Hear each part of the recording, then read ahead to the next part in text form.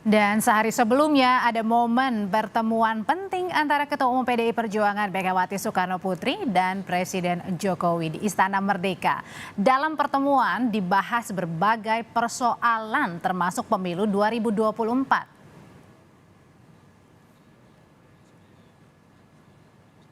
Membahas soal pertemuan Ketua Umum PDI Perjuangan dengan Presiden Jokowi, saat ini kami sudah bersama dengan Ketua DPP PDI Perjuangan Nusirwan Sujono dan Direktur Eksekutif Carta Politika Yunarto Wijaya. Selamat petang Bapak-Bapak. Selamat petang. Sambil menunggu Pak Irwan, saya ke Mas Toto dulu. Mas Toto, selama pertemuan 3 jam, Bu Mega dengan Pak Jokowi bahas pemilu, salah satunya bahas juga soal Capres. Iya, kita nggak bisa menduga ya, tetapi memang yang membedakan kan adalah sebelum pertemuan ini kita tahu ada pertemuan batu tulis dan biasanya kita bisa menangkap dari apa yang disampaikan oleh Pak Sekjen ya, dalam hal ini Mas Hasto. Dalam keterangan pers yang kita baca kan terlihat sekali ada pernyataan eksplisit dari Mas Hasto terkait kalimat mengenai masa depan politik.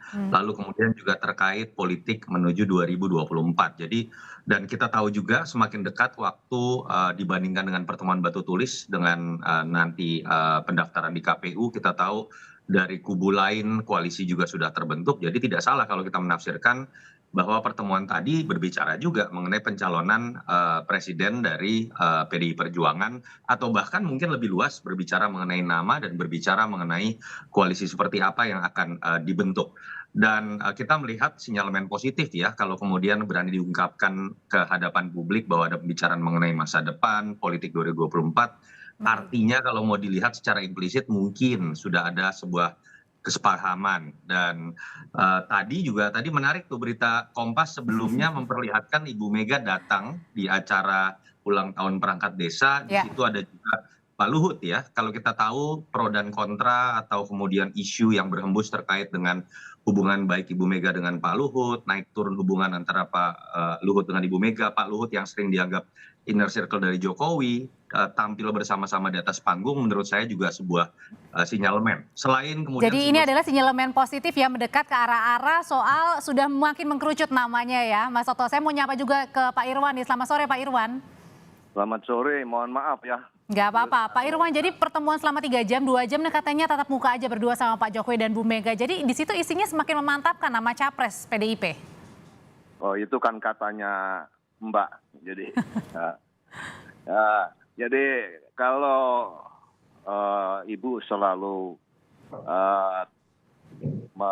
berkomunikasi dengan kader-kadernya pada setiap posisi yang ditugaskan, baik kepada para menteri maupun para kader yang lain yang ditugaskan di berbagai penugasan. Dan itu setiap periodik tentu bisa saja dilakukan. Ibu akan berkomunikasi, akan memberikan pendapat, masukan, dan catatan. Termasuk juga dengan nama Capres. Kalau ya itu bisa saja ya tergantung beliau yang menyampaikan ya. Dan saya tidak ikut di dalam pertemuan tersebut. Tentu itu akan semua hal yang beberapa waktu ini berkembang. Tentu Ibu mengikuti perkembangan tersebut. Karena kan gini Pak Irwan, tidak dikaitkan antara belakangan yang peristiwa politik terjadi seperti Pak Jokowi bertemu juga dengan Pak Prabowo dan juga bersama Ganjar, Bu Puan juga bertemu dengan Pak Rudi. Ya tentu bahwa semua bisa saja perkembangan terakhir ini menjadi hal-hal yang dibahas oleh beliau. Karena sejak pertemuan terakhir hingga saat kemarin tampaknya sudah saatnya untuk memberikan beberapa catatan, masukan kepada Pak Jokowi, mungkin demikian, dan itu wajar saja dilakukan oleh dalam pertemuan kemarin. Nah, Mas Toto, rasanya kalau misalnya kemarin bertemu antara Bu Mega dan Pak Jokowi, masing-masing bahas jagoannya nggak sih? Pak Jokowi menjago siapa, Bu Mega menjagokan siapa? Iya, selama ini kan menjadi menarik, bagaimana publik menduga apa sih yang kemudian menjadi, derajat hubungan politik antara Ibu Mega dengan Pak Jokowi dalam konteks 2024, ada asumsi bahwa seakan-akan pandangan politik dan pilihan politik terhadap capresnya berbeda. Tapi, saya pikir itu semua kan asumsi ya, ketika misalnya ada yang mengasumsikan Ibu Mega pasti memilih anaknya, kita tahu juga, Mhm. pendekatannya emosional dan kita tahu juga itu misalnya bisa terbandingkan 2014, Ibu Mega bahkan mengalahkan dirinya sendiri misalnya. Kalau ada yang mengatakan, Pak Jokowi sudah pasti memilih Ganjar juga saya pikir kan masih, spekulasi karena ada endorsement juga dilakukan terhadap Pak Prabowo misalnya. Walaupun memang harus diakui endorsement terhadap Ganjar juga cukup kuat dan beberapa kali secara eksplisit dilontarkan oleh Pak Jokowi dan saya pikir terlepas dua-duanya punya jagoan yang bisa saja sama ataupun berbeda, tapi sepertinya keduanya menyadari bahwa kalau targetnya adalah kemenangan untuk bisa meneruskan legasi yang telah dibangun oleh Pak Jokowi, tadi di acara perangkat desa juga dipuji oleh Ibu Mega, saya pikir mereka menyadari bahwa dua kekuatan besar ini, satu sebagai presiden yang kebetulan adalah kader PDI Perjuangan juga, dan Ibu Mega sebagai ketua umum yang menyadari juga kekuatan kadernya sebagai kekuatan politik bernama Jokowi juga akan sangat berpengaruh. Mereka sepertinya menyadari bahwa mereka harus satu skenario untuk bisa memenangkan pertarungan 2024. Dan saya pikir minimal ini membantah spekulasi pasca hari ulang tahun PDI Perjuangan yang mengatakan ada keretakan, ada Oke. perbedaan pandangan. Saya meyakini bahwa ujungnya mereka akan ada dalam satu skenario besar Berarti bersama-sama memenangkan calonnya.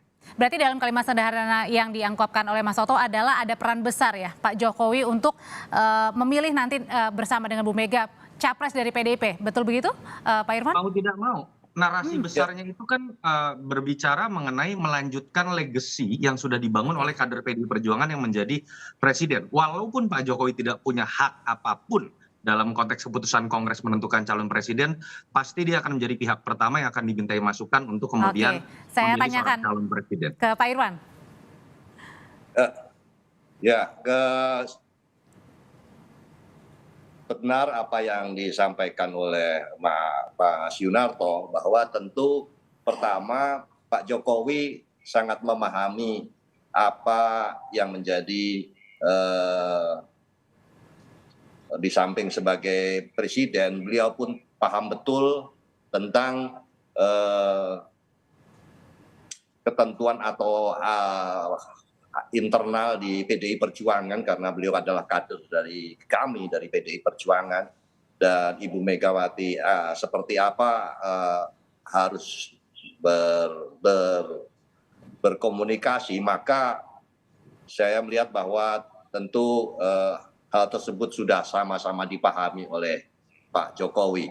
Apakah itu membahas soal kenegaraan, kebangsaan, dan perkembangan politik terkini, tentu Ibu Megawati sudah mengikuti perkembangan tersebut dan tentu itu menjadi Oke. bahasan utama di dalam pertemuan kemarin.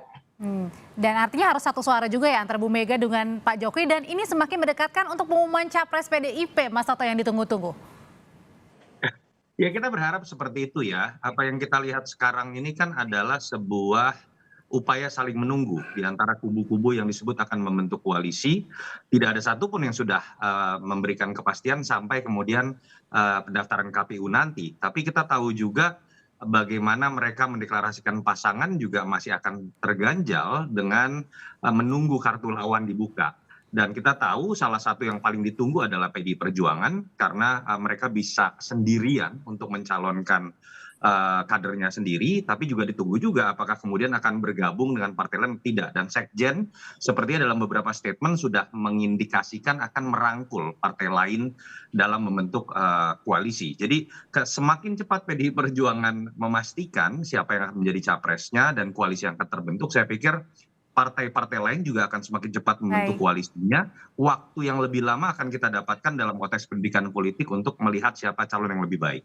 PDIP bisa memperjuangkan sendiri untuk capresnya, tapi ada kemungkinan tadi ya untuk menggabungkan bersama dengan partai lain. Terima kasih Mas Yunarto Wijaya, Direktur Eksekutif Carta Politika, dan juga Terima Pak kasih. Nusirwan, Ketua DPP PDI Perjuangan. Saya selalu Bapak-Bapak. Terima kasih.